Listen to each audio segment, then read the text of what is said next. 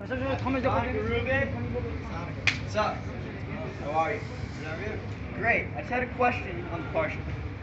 So it's Parshat Vayeshev, and what's going on at the beginning of the Parshat is the Shvatim and Yosef, they're at odds.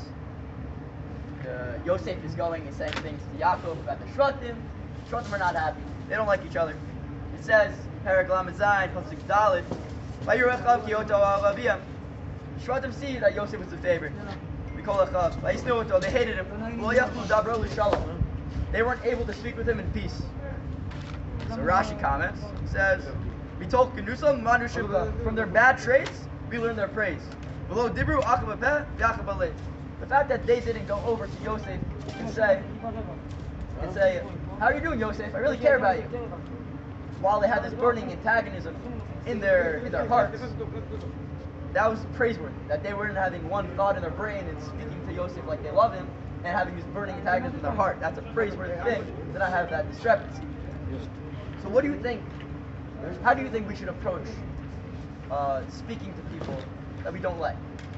I think that we have to cultivate this culture of loving kindness.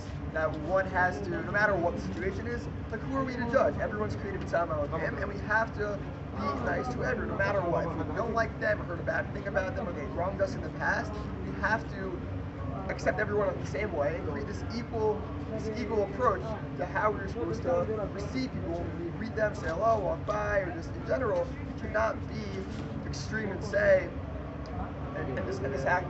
We have to act fake in a way, but to an extent, meaning that we have to, really just greet everyone in a nice way, no matter who you are. You can't just be very much straight up and say, like, no, I don't like you, or just not talk to them whatsoever.